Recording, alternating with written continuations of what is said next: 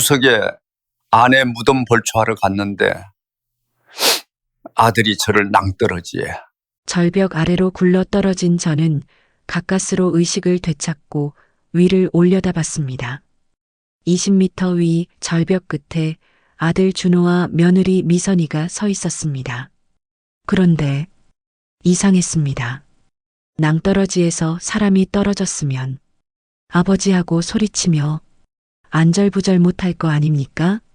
하지만 그들은 태연하게 저를 살폈습니다. 그저 확인만 했습니다. 죽었나? 하고요.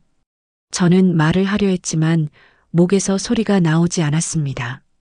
뇌진탕 때문인지 몸도 움직이지 않았습니다. 그들은 5분쯤 서 있다가 고개를 끄덕이며 사라졌습니다. 저는 그 순간 직감했습니다. 내 아들이 나를 죽이려 했구나. 과연 저는 이 산에서 살아남을 수 있을까요? 그리고 왜 친자식이 늙은 아버지를 죽이려 했을까? 구독과 좋아요를 눌러주시면 오늘 하루 큰 행운과 축복이 함께 하시길 기도하겠습니다. 댓글로 지금 어디에서 듣고 계신지 남겨주세요. 그 지역에도 커다란 축복을 기원하겠습니다. 그럼 이제 이야기를 시작하겠습니다. 저는 충북 단양에 사는 70세 김민규입니다. 키는 185cm, 한때는 우람한 체격을 자랑했지만 이제는 세월 앞에 무릎을 꿇은 노인일 뿐입니다. 아내 순이가 세상을 떠난 지 3년이 되었습니다. 추석을 일주일 앞둔 2023년이었습니다. 아들 준호와 며느리 미선이가 저를 찾아왔습니다. 준호가 밝게 웃으며 말했습니다. 아버지, 이번 추석에 엄마 산소 벌초 같이 가시죠.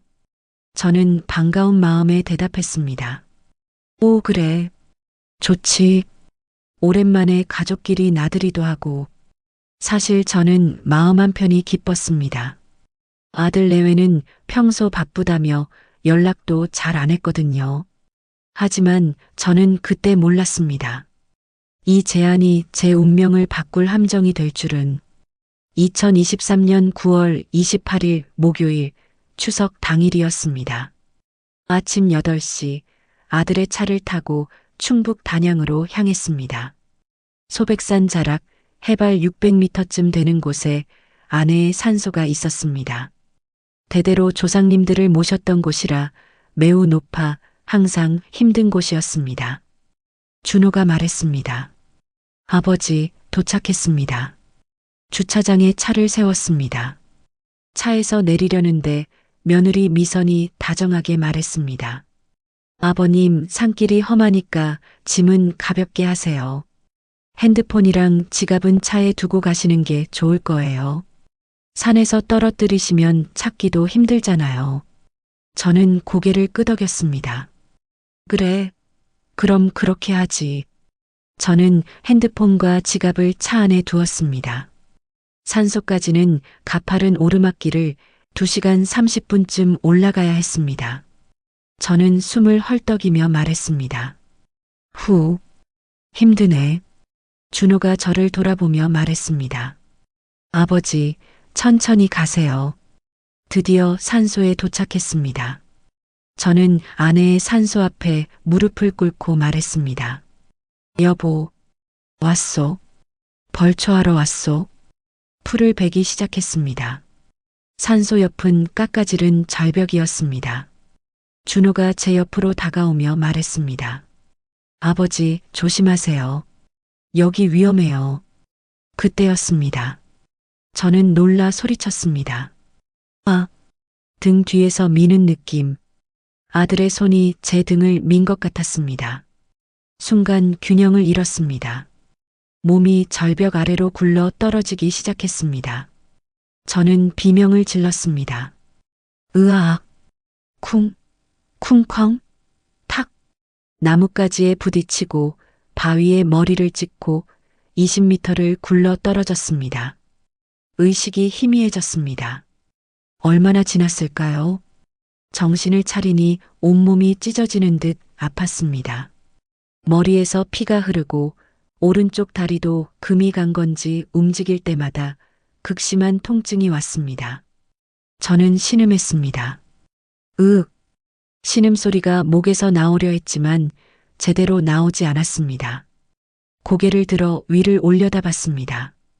절벽 위에 아들과 며느리가 서 있었습니다. 저는 힘을 짜내 손을 들어 올리려 했습니다. 여기, 살려. 하지만 소리가 나오지 않았습니다. 뇌진탕 때문인지 몸도 마음대로 안 됐습니다. 이상했습니다. 낭떠러지에서 사람이 떨어졌으면 아버지 하고 소리치며 안절부절 못할 거 아닙니까? 하지만 그들은 태연하게 저를 살폈습니다. 그저 서서 아래를 내려다보며 제 생사를 확인만 하고 있었습니다. 5분쯤 지났을까요? 아들이 며느리에게 뭔가 속삭였습니다. 며느리가 고개를 끄덕였습니다. 그리고 그들은 돌아섰습니다. 산을 내려가기 시작했습니다. 저는 필사적으로 소리를 내려 했습니다. 안 돼. 가지 마. 하지만 입만 벙긋거릴 뿐이었습니다. 그 순간 섬뜩한 깨달음이 왔습니다.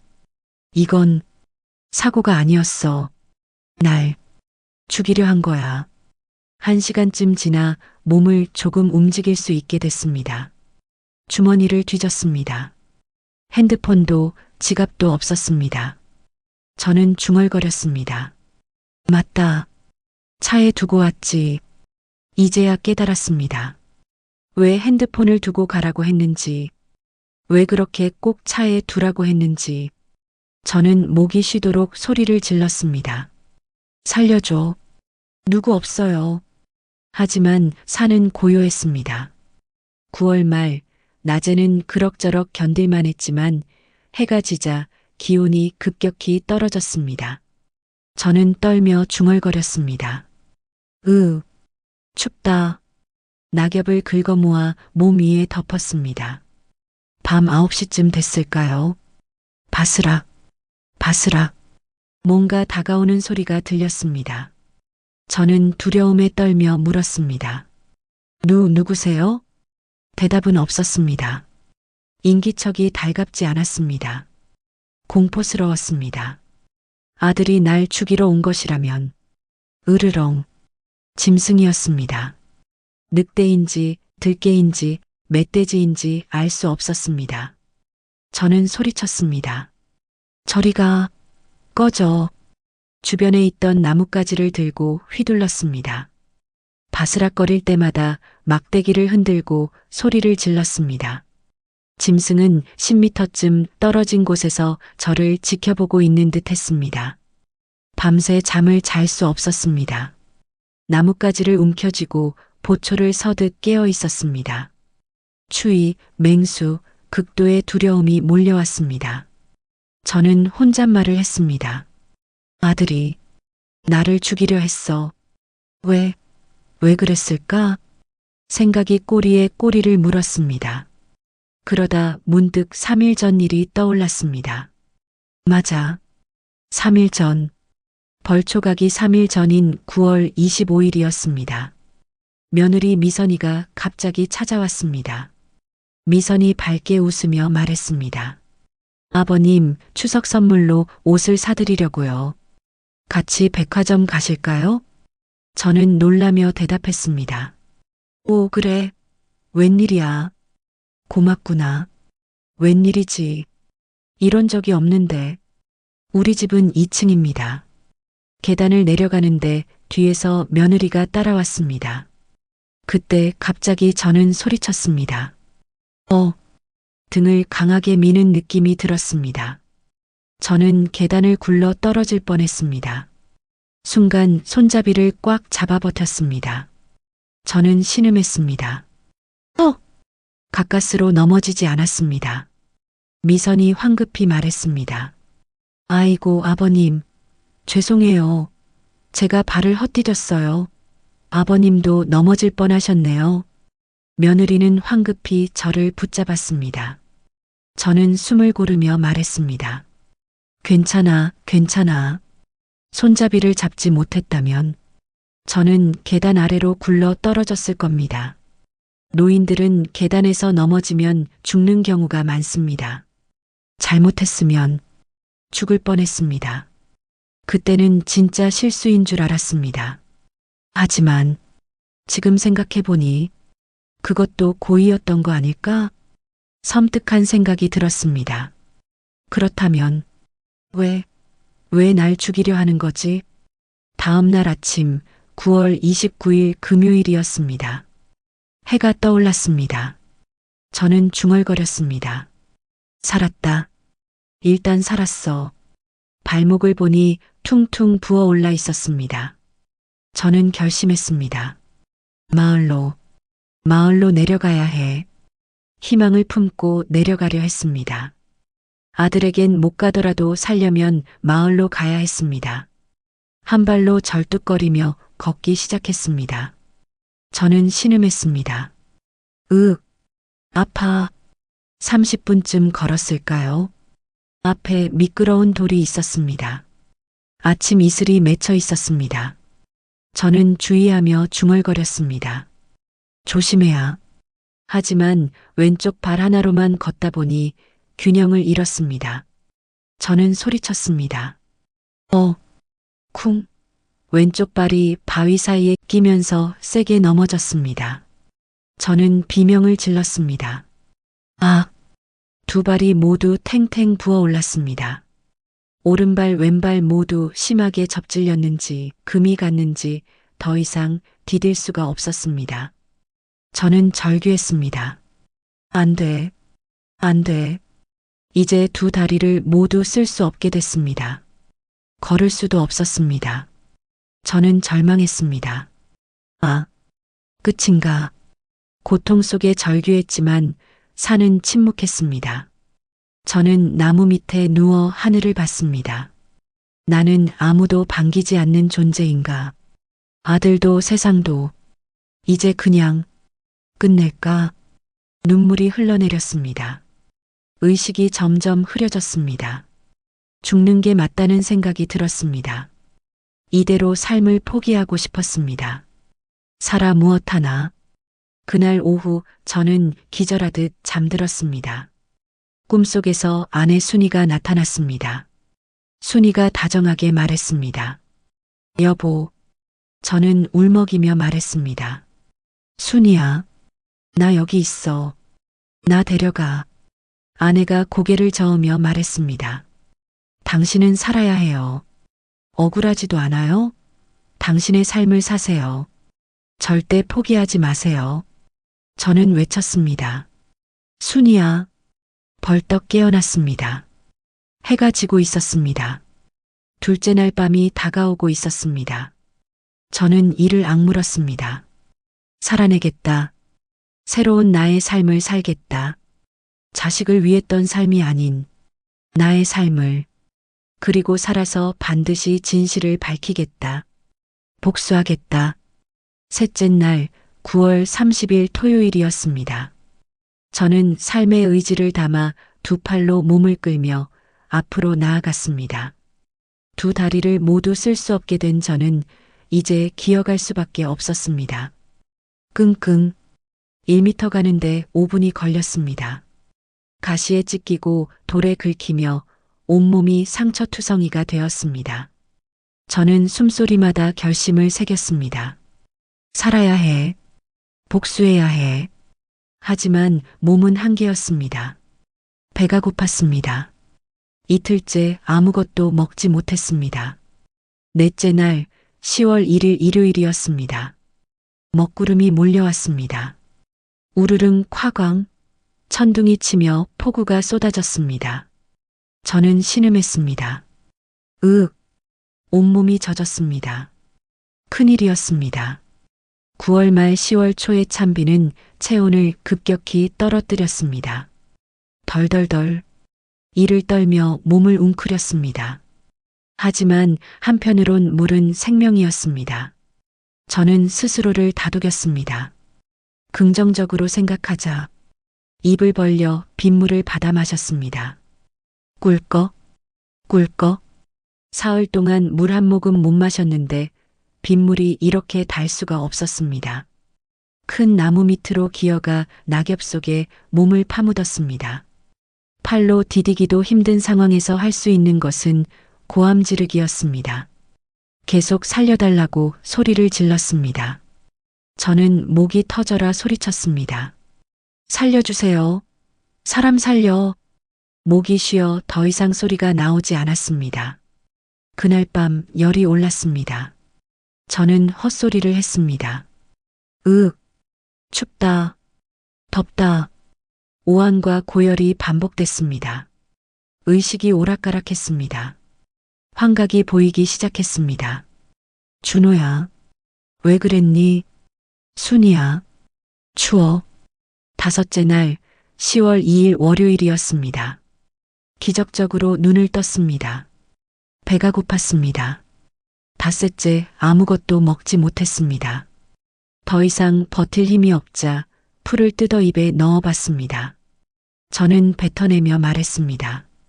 의외. 너무 쓰고 떨버서 뱉어냈습니다. 먹을 게 못 됐습니다. 그때 바닥에 개미들이 줄지어 가는 게 보였습니다. 먹을 수 있을까? 저는 손을 뻗어 개미를 잡았습니다. 떨리는 손으로 입에 넣었습니다. 저는 얼굴을 찌푸렸습니다. 신맛이 났습니다. 역겨웠습니다. 하지만 삼켰습니다. 그 뒤로 땅에 기어다니던 개미와 벌레들을 잡아먹었습니다.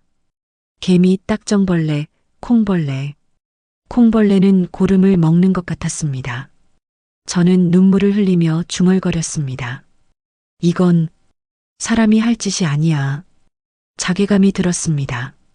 하지만 살기 위해서는 어쩔 수 없었습니다. 살려면 뭐라도 먹어야 했습니다. 1시간쯤 지났을까요? 벌레를 먹고 나니 뱃속에서 무언가 꿈틀거렸습니다. 조금씩, 아주 조금씩 기력이 올라오기 시작했습니다. 저는 희망을 품었습니다. 살 수 있다. 살 수 있어. 희미하지만 희망이 보였습니다. 까마귀 떼가 모여들었습니다. 10마리, 20마리. 저를 둘러싸고 있었습니다. 제가 죽기를 기다리고 있었습니다. 저는 힘없이 손을 저었습니다. 저리 가. 밤이 되자 야생동물들의 움직임이 더 가까워졌습니다. 으르렁. 멧돼지인지 알 수 없는 인기척이 가까워졌습니다. 10m, 5m. 짐승이 점점 다가왔습니다. 저는 애원했습니다. 저리 가. 제발. 야생동물 때문에 편히 잠들 수가 없었습니다. 6째 날 10월 3일 화요일이었습니다. 멀리서 소리가 들렸습니다. 이쪽으로 가면 돼. 조심해. 여기 가파르네. 사람 목소리였습니다. 저는 흥분하며 생각했습니다. 꿈인가? 드디어 살 수 있었습니다. 드디어. 하지만 목소리를 내려 했지만 나오지 않았습니다. 저는 간신히 소리를 냈습니다. 여기. 사람. 숨소리만 겨우 나왔습니다. 발소리가 점점 가까워졌습니다. 20m, 10m. 제발 날 봐줘. 하지만 발소리는 제 옆을 지나쳐 반대편으로 멀어져 갔습니다. 저는 애타게 외쳤습니다. 안 돼. 가지 마. 팔을 뻗었지만 그들은 보지 못했습니다. 발소리가 완전히 사라졌습니다. 마지막 희망이 사라졌습니다. 저는 소리 없는 절규를 지르고 있었습니다. 제 몸에 영혼이 빠져나가는 기분이 들었습니다. 아, 이렇게 죽는 거구나. 저는 절망했습니다. 나는 결국 여기서 끝나는 건가? 7째 날 10월 4일 수요일 새벽이었습니다. 의식이 희미했습니다. 이제 생명이 다함이 느껴져. 하지만 포기하고 싶지 않았습니다. 마지막 힘을 짜냈습니다. 입고 있던 밝은 빨간색 등산 잠바를 벗었습니다. 날은 추웠습니다. 하지만 결정해야 했습니다. 이대로 있어도 곧 죽을 것입니다. 주변에 있는 나뭇가지를 집어들었습니다. 저는 힘을 짜내며 말했습니다. 하나, 둘, 잠바를 나뭇가지에 걸쳐 위로 던졌습니다. 슉, 나무에 닿지 못하고 떨어졌습니다. 저는 다시 시도했습니다. 하나 더. 두 번의 시도 끝에 나무에 걸렸습니다. 바람에 잠바가 펄럭였습니다. 저는 간절히 기도했습니다. 누군가, 제발. 그 후 저는 의식을 잃었습니다. 이게 뭐야? 산삼을 캐러 온 신만이 이철수가 나무에 걸린 빨간 잠바를 발견했습니다. 이철수가 중얼거렸습니다. 사고가 난 건가? 그는 주변을 살폈습니다. 그리고 낙엽 더미 속에서 의식을 잃은 저를 발견했습니다. 이철수가 급히 말했습니다. 이런, 여보세요. 정신 차리세요. 맥박을 짚어봤습니다. 약했지만 뛰고 있었습니다. 이철수가 결심했습니다. 살아있어. 버티세요. 이철수는 저를 업었습니다. 저를 자신의 집으로 데려가 정성껏 간호했습니다. 며칠간 깊은 잠에서 깨어난 저는 상처투성이 몸을 보며 중얼거렸습니다. 여기가 어디? 이철수가 다정하게 말했습니다. 제 집입니다. 산에서 쓰러져 계셔서 모셔왔습니다. 이철수는 정성껏 약초를 다려 먹였습니다. 이건 뼈를 이어주는 약초입니다. 천천히 드세요. 저는 자초지종을 말했습니다. 아들이 저를 절벽에서 밀었다는 것, 7일간 산에서 죽을 고비를 넘겼다는 것, 이철수가 믿을 수 없다는 표정으로 말했습니다. 친자식이 그럴 리가. 하지만 일단 살아계셔야 진실을 밝힐 수 있습니다. 우리는 긴 대화를 나눴고 형님 아우로 지내기로 했습니다. 제가 5살이 많았습니다. 저는 감사의 말을 전했습니다. 아우님 고맙습니다. 정말 고맙습니다. 그날 밤에도 저는 생각했습니다. 내가 짐이었나? 돈 때문이었나? 왜? 한 달 반이 지났습니다. 약초 치료 덕분에 발과 온몸이 말끔히 회복됐습니다. 산이 빠른 치유를 도운 것 같았습니다. 저는 얻어먹기만 하는 게 미안했습니다. 아우, 오늘은 나도 가겠소. 이철수가 걱정스럽게 물었습니다. 형님, 괜찮으십니까? 저는 고개를 끄덕였습니다. 괜찮소?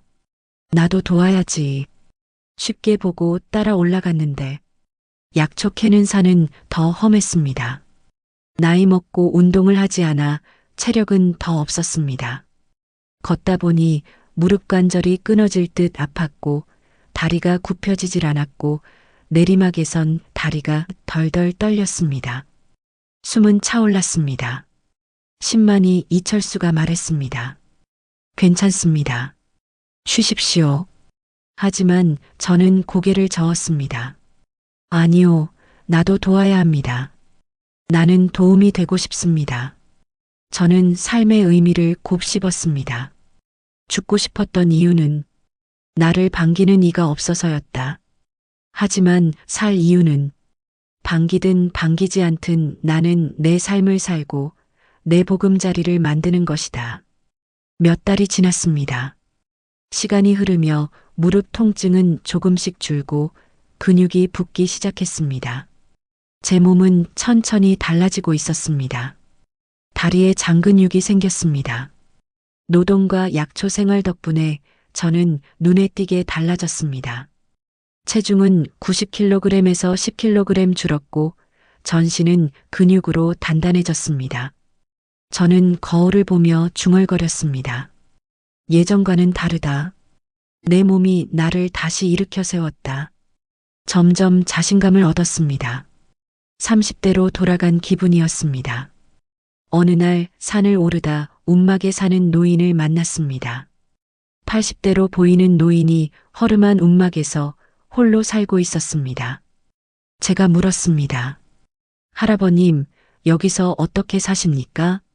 노인이 쓸쓸하게 웃으며 말했습니다. 자식들한테 유산을 미리 줬지. 그랬더니 날 무관심하게 대하더군. 요양원 보낸다고 해서 겁나서 도망쳤어. 요양원 가면 죽는 줄 알았지. 그래서 여기 산으로 올라왔네. 저는 가슴이 먹먹했습니다. 자식이 있으나 돌보지 않아 버려진 채 살아가는 노인. 저는 그의 모습에서 제 자신을 보았습니다. 저는 약속했습니다. 할아버님, 제가 곧 다시 찾아뵙겠습니다. 제가 지금은 신세를 지고 있는 몸이라 당장 모시지는 못하지만 조금만 기다려주세요. 꼭 다시 와서 모시겠습니다. 노인이 눈물을 흘리며 말했습니다. 고맙네. 정말 고맙네. 그날 밤 저는 결심했습니다. 우리가 머물 수 있는 곳이 있어야 한다. 버려진 사람들이 함께 살 곳을 만들자. 이때부터 노인을 위한 궁전, 평화의 집이라는 꿈이 제 마음에 자리 잡았습니다.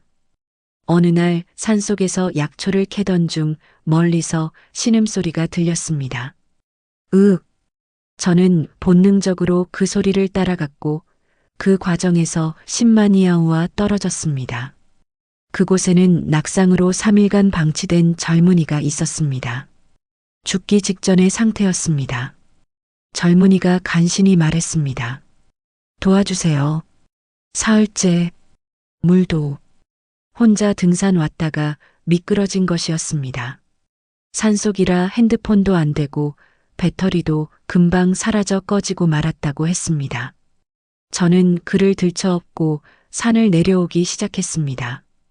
비오듯 흐르는 땀 몇 번이고 함께 굴러 떨어지며 쓰러졌지만 끝내 포기하지 않았습니다. 젊은이는 이렇게까지 자신을 구하는 저에게 깊은 감명을 받았습니다. 젊은이가 연신 말했습니다. 감사합니다. 정말 죄송합니다. 존경스럽습니다. 그러면서도 그는 나이 많은 제가 무리한다고 여겼습니다. 70대 노인에게 이런 힘이 나올 수 있다는 것도 놀라웠습니다. 청년이 생각하기에 노인은 자신을 희생하면서 자기를 구해주고 있었습니다. 제가 자꾸 넘어지자 젊은이가 애원했습니다.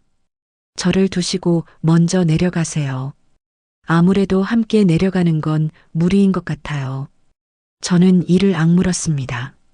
안 돼. 나도 살았으니 당신도 살아야지. 끝까지 간다.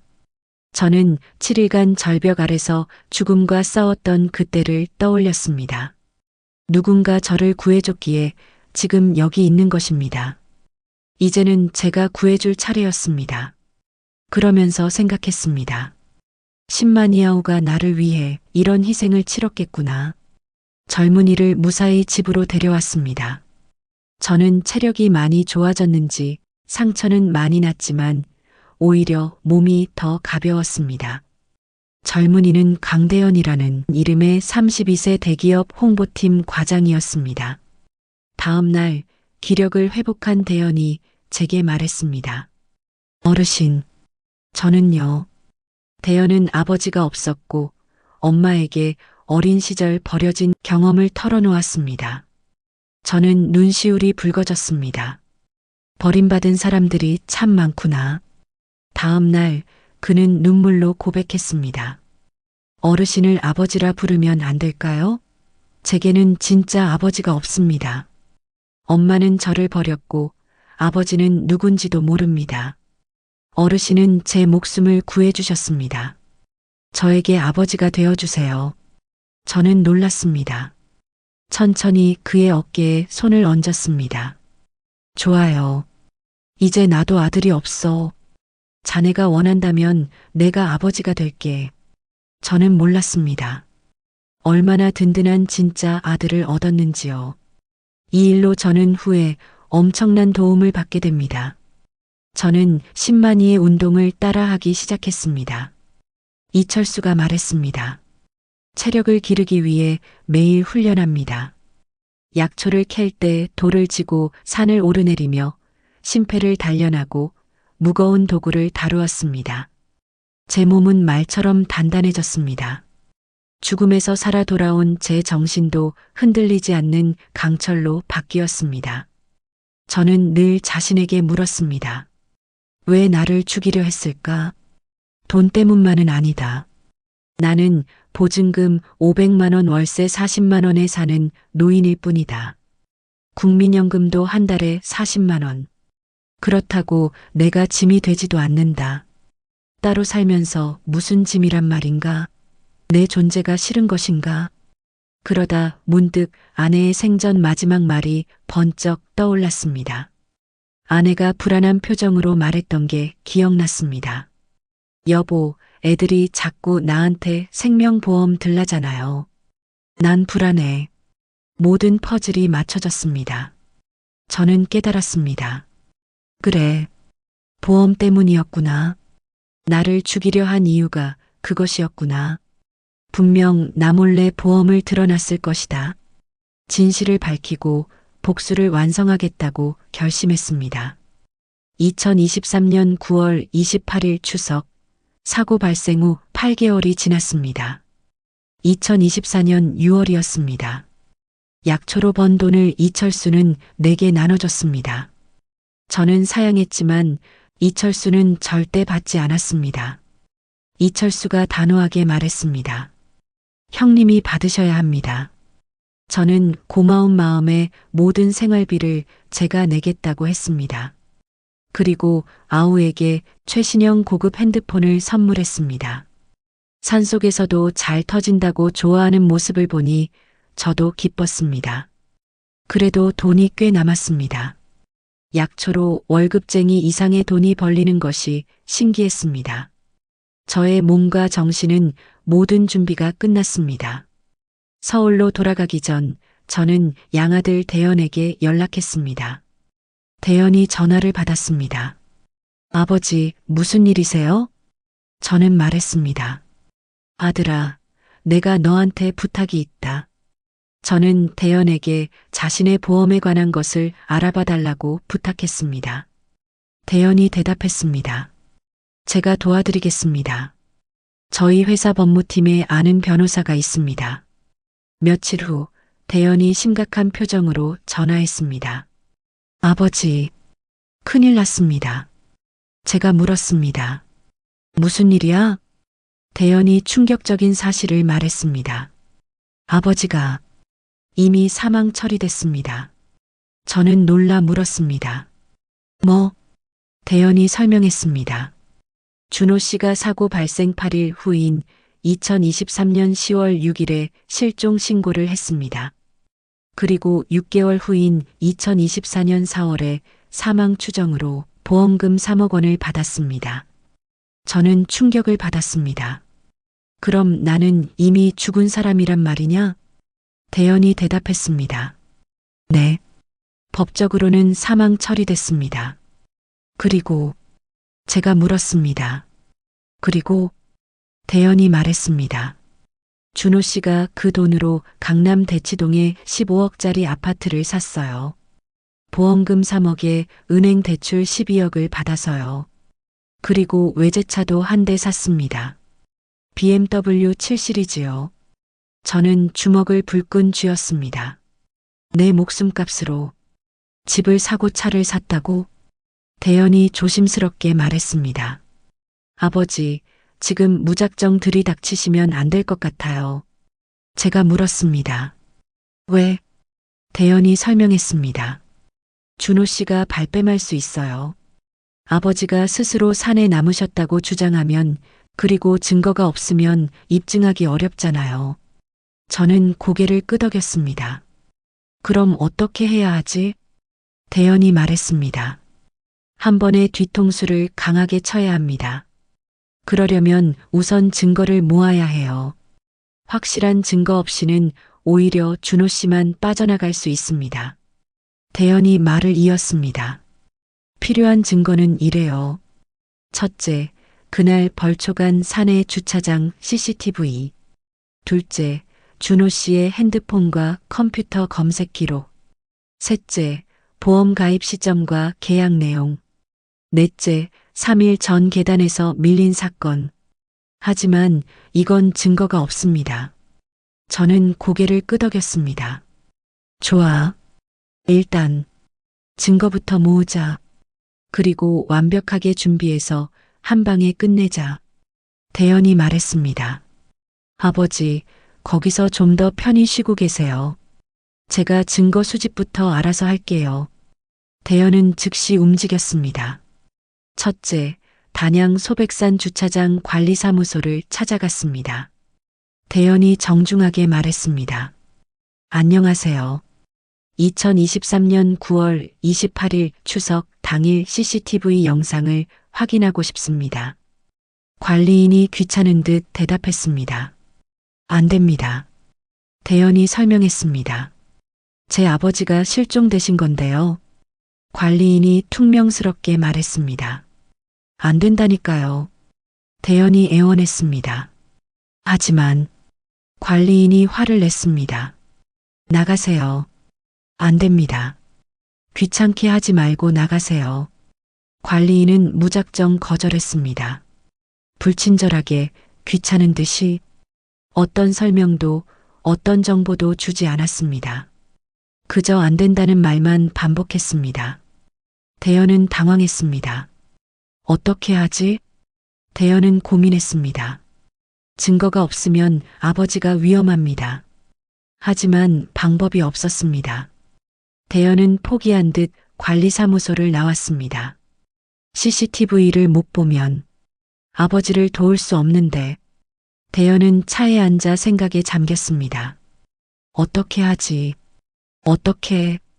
10분쯤 지났을까요? 대연에게 번쩍 아이디어가 떠올랐습니다. 그래, 경찰. 30분 후 대연이 다시 관리사무소로 돌아왔습니다. 이번엔 경찰관 2명과 함께였습니다. 경찰이 말했습니다.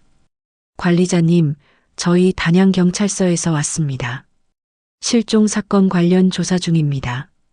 2023년 9월 28일 주차장 CCTV 영상 확인이 필요합니다. 관리인의 태도가 180도 바뀌었습니다. 관리인이 공손하게 말했습니다. 아, 네네. 경찰이시면 당연히 보여드려야죠. 잠시만요. 귀찮은 듯 하던 표정이 사라지고 부산하게 움직였습니다. 9월 28일이요? 금방 찾아드릴게요. 대연은 속으로 생각했습니다. 역시 경찰을 데려와야 했어. CCTV 영상이 나왔습니다. 오전 8시 32분 세 사람이 함께 차에서 내립니다. 김민규, 김준호, 최미선. 오후 2시 17분 두 사람만 차에 탑니다. 김준호, 최미선. 경찰이 물었습니다. 김민규 씨는 어디 있죠? 준호와 미선은 차에 타기 전 주변을 두리번거리며 확인했습니다. 그리고 빠르게 차를 출발시켰습니다. 영상을 자세히 보니 차 안에서 둘이 웃으며 대화를 나누는 게 보였습니다. 마치 행복한 신혼부부 같았습니다. 경찰이 말했습니다. 이상하네요. 실종자가 있는데 왜 이렇게 태어나죠? 그리고 보통은 경찰에 신고부터 하는데. 대연은 영상을 복사했습니다. 둘째, 대연은 회사 IT 보안팀 친구에게 부탁했습니다. 친구가 거절했습니다. 해킹을 해달라고? 난 안 해. 대연이 애원했습니다. 실종된 아버지를 찾는 거야. 제발. 친구는 조건을 제시했습니다. 이 기록 어떻게 찾았는지 발설하지 않겠다는 조건과 삼겹살에 소주 한 잔 사준다는 약속으로 해주지. 준호의 집 컴퓨터와 회사 컴퓨터 검색 기록을 추적했습니다. 2023년 9월 20일 생명보험 최고액. 2023년 9월 21일 실족사 사고 통계. 2023년 9월 22일 추락사 보험금. 2023년 9월 23일 살인 미수 입증 방법. 2023년 9월 24일 검색 기록 삭제 방법. 2023년 9월 25일 계단 사건 날 노인 낙상 사망률. 대연은 손이 떨렸습니다. 이건 명백한 살인 계획이잖아. 셋째, 대현은 보험회사를 찾아갔습니다. 법무팀 변호사의 도움으로 보험 계약서를 확인했습니다. 충격적인 사실이 드러났습니다. 계약일 2023년 9월 15일, 사고 13일 전. 보험금 3억 원 최고액. 수익자 아들 김준호. 계약자 김민규. 사인은 아버지 이름으로 되어 있었습니다. 그러나 당연히 아버지 사인일 수 없었습니다. 위조였습니다. 대현이 확인했습니다. 필적 감정을 의뢰했습니다. 결과 위조 가능성 100%. 모든 증거가 수집되었습니다. 이제 결전의 날이 다가왔습니다. 저는 사우나를 가서 목욕을 하고 이발소에서 면도와 이발을 하고 검정색 멋진 정장을 장만했습니다. 체중은 무려 20kg이 줄어 70kg으로 날렵해졌고 185cm의 큰 키와 근육질 몸매는 마치 다른 사람처럼 변했습니다. 눈빛은 번뜩였고 피부는 생기가 돌았습니다. 거울을 보니 8개월 전에 제가 아니었습니다. 저는 결심했습니다. 이제 과거를 끝내고 진실을 마주할 때다. 2024년 6월 15일 저는 서울 강남경찰서로 향했습니다. 대현과 변호사가 함께였습니다. 저는 경찰에게 말했습니다. 실종 신고된 김민규입니다. 제 아들이 저를 살해하려 했습니다. 경찰은 놀랐습니다. 본인이 맞습니까? 제가 대답했습니다. 네, 저 김민규입니다. 신원을 조회하던 경찰은 놀라 컴퓨터 화면을 다시 봤습니다. 경찰이 말했습니다. 이상하네요. 사망자로 등록되어 있는데요. 경찰이 물었습니다. 신분증이 있으십니까? 저는 설명했습니다. 신분증은 사고 당일 며느리가 차에 두고 가라고 해서 없습니다. 경찰이 난처해했습니다. 그럼 신원 확인이 어려운데요. 변호사가 나섰습니다. 지문 대조와 주민등록번호 확인으로 신원 확인이 가능합니다. 그리고 제가 김민규님의 법률 대리인으로서 증거 자료를 제출하겠습니다. 지문 확인을 했습니다. 주민등록번호도 확인했습니다. 경찰이 확인했습니다. 김민규 씨 맞습니다. 김준호 씨를 소환하겠습니다. 다음 날 경찰서 조사실이었습니다. 문이 열리며 준호와 미선이 들어왔습니다. 그들은 저를 보는 순간 얼굴이 하얗게 질렸습니다. 귀신을 본 듯 온몸이 빳빳하게 굳었습니다. 준호가 떨리는 목소리로 말했습니다. 아버지. 준호는 명품 정장을 입고 있었습니다. 미선은 명품 핸드백을 들고 있었습니다. 저는 단호하게 말했습니다. 나는 내 아버지가 아니다. 내 아버지는 이미 돌아가셨지. 산속에서. 나는 진짜 아들을 얻었다. 너희는 그 돌아가신 아버지에게나 잘해라. 그 말은 칼처럼 차가웠습니다. 준호가 다가오려 했습니다. 아버지, 오해해요.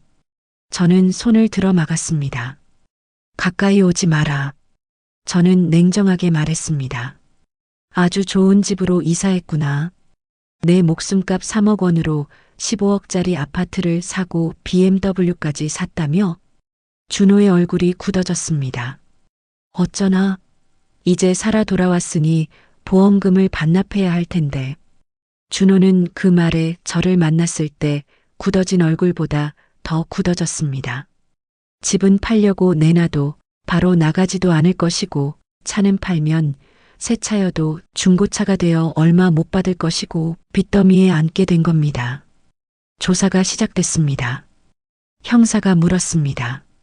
김준호 씨, 2023년 9월 28일 벌초를 다녀온 후 아버지 김민규 씨를 8일 뒤인 10월 6일에 신고했습니다.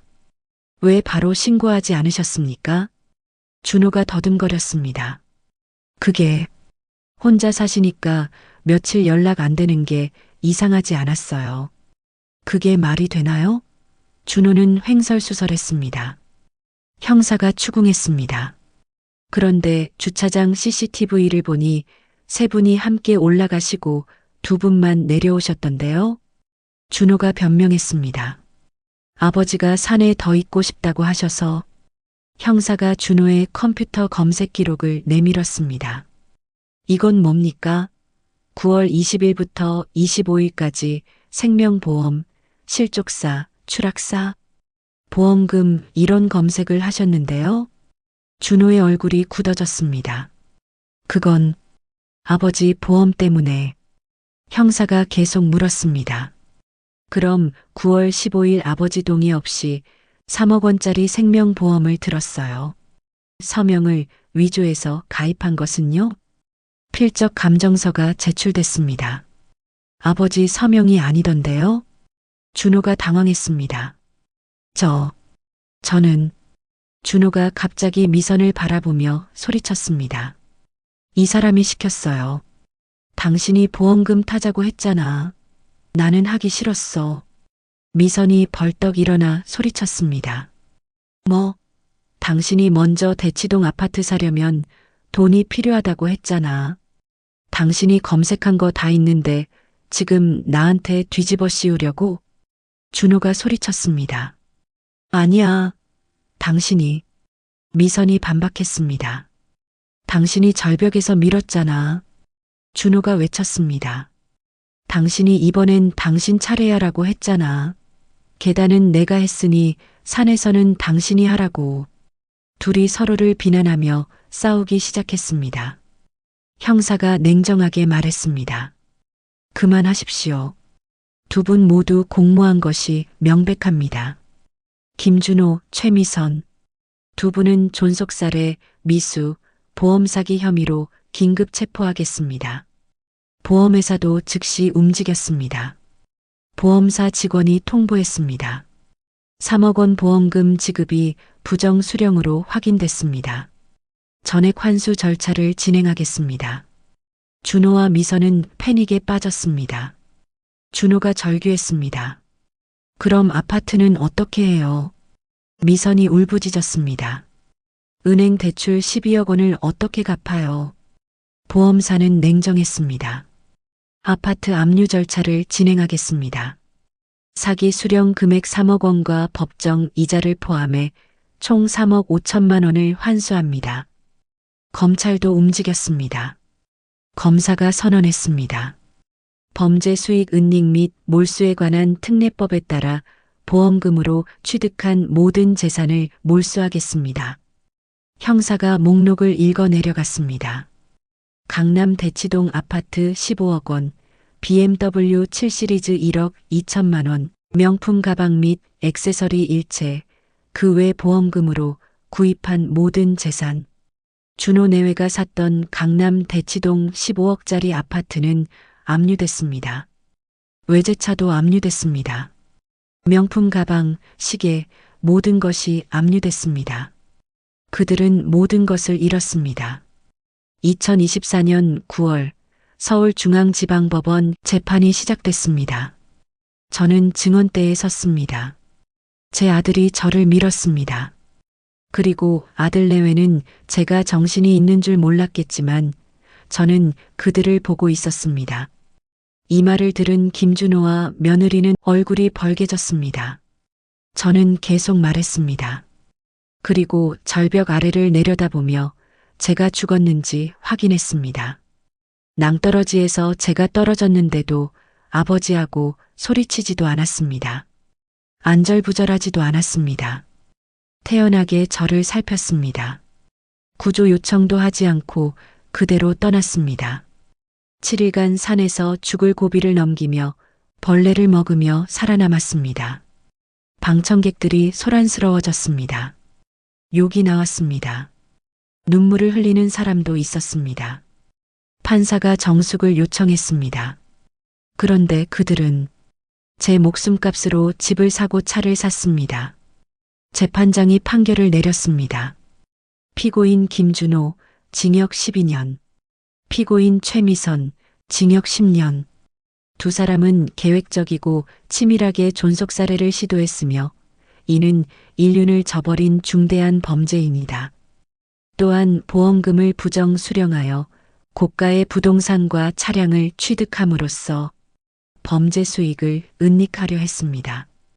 범죄 수익으로 취득한 모든 재산은 몰수 및 추징합니다. 준호와 미선은 법정에서 끌려나갔습니다. 저는 그들을 마지막으로 바라봤습니다. 눈물도 미련도 없었습니다. 이 사건은 전국을 충격에 빠뜨렸습니다. 친자식이 아버지를 절벽에서 밀어 보험금 3억 원 때문에 7일간 산에서 버틴 70세 노인, 벌레 먹으며 살아남아 목숨값으로 아파트와 외제차 구입, 언론이 집중 조명했습니다. 그리고 제 이야기는 양아들 대연의 손을 통해 세상에 알려졌습니다. 대연은 회사 홍보팀 과장답게 제 이야기를 다큐멘터리로 만들었습니다. 대연이 다큐멘터리에서 말했습니다. 버려진 노인들을 위한 보금자리를 만들고 싶습니다. 제 꿈도 함께 소개됐습니다. 그러자 놀라운 일이 일어났습니다. 대연의 회사가 먼저 나섰습니다. 김민규님의 평화의 집 프로젝트를 저희 회사가 후원하겠습니다. 기업 후원금 2억 원이었습니다. 다른 기업들도 동참했습니다. 저희도 함께 하겠습니다. 저희 재단에서도 후원하겠습니다. 개인 후원자들의 기부도 이어졌습니다. 제 부모님 생각이 나서 기부합니다. 이런 분이 계시다니 감동입니다. 총 후원금 11억 원이 모였습니다. 저희는 10월 후원금을 받은 직후 복지재단 법인을 설립하고 충북 단양에 평화의 집 첫 건물을 열었습니다. 공공유휴시설을 임대해 리모델링을 마친 뒤 1호 입주자를 모시러 갔습니다. 산으로 올라가 움막을 찾았습니다. 저는 외쳤습니다. 할아버님, 약속 지키러 왔습니다. 움막 노인은 눈물을 흘렸습니다. 정말 오셨구먼. 저는 노인의 손을 잡았습니다. 약속했잖습니까? 이제 따뜻한 곳에서 사시죠. 1호 입주자는 산에서 만났던 움막 노인이었습니다. 노인이 눈물을 흘리며 말했습니다. 고맙네.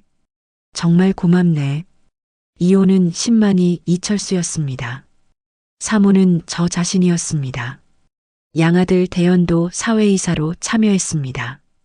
영양가 있는 음식들, 운동공간, 놀이공간, 의료지원, 산책로, 각종 한약재로 기력 회복에 좋은 탕약까지 버려진 노인들이 편안하고 건강하고 행복하게 살 수 있는 공간이었습니다.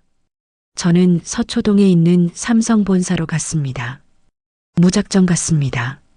후원을 받기 위해 전국을 돌아다니고 있습니다. 대연의 다큐멘터리를 본 기업들이 적극적으로 나섰습니다. 저희가 2호 건물을 후원하겠습니다. 저희는 의료 지원을 맡겠습니다. 많은 기업들이 동참해 주셨습니다. 평화의 집은 두 번째 건물이 완성됐습니다. 지금은 주변 대지를 더 구입하고 세 번째 건물이 지어지고 있습니다.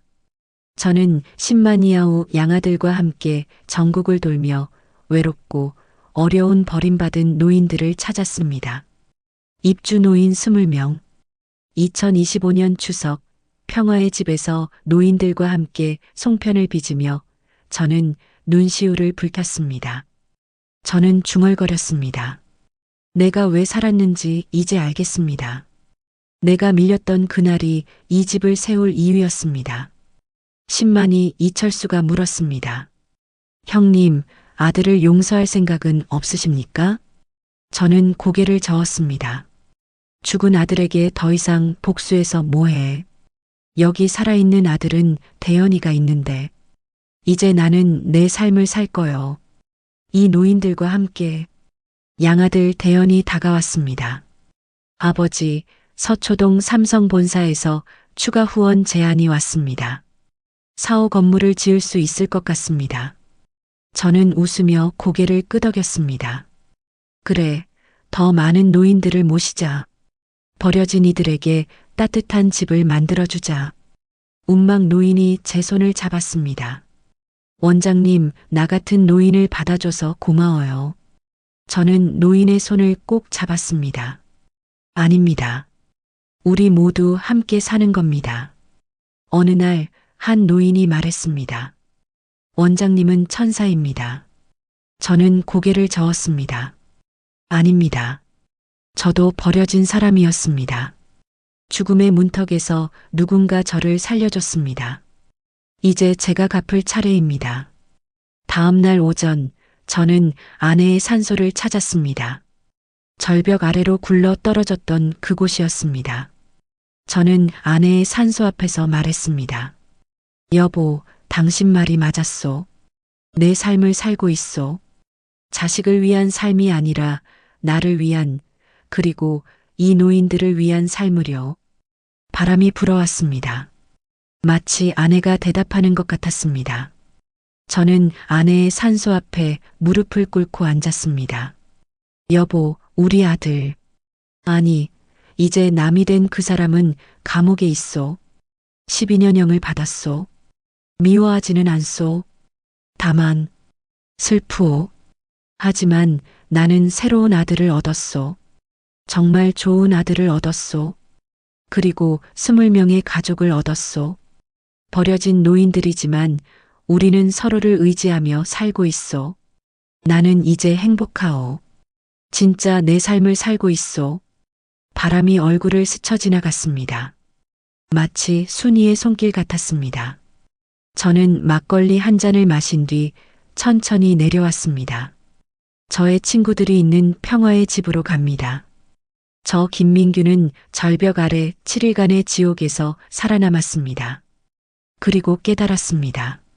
죽고 싶은 이유로 사는 것이 아니라 살고 싶은 이유로 살아야 한다는 것을요. 자식을 위한 삶이 아니라 나 자신을 위한 삶을 살아야 한다는 것을요. 여러분도 여러분 자신을 위한 삶을 사시길 바랍니다.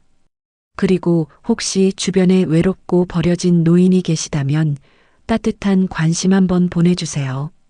작은 관심이 누군가에게는 살아갈 이유가 됩니다. 오늘 하루도 좋은 일이 가득하시길 기원합니다. 감사합니다.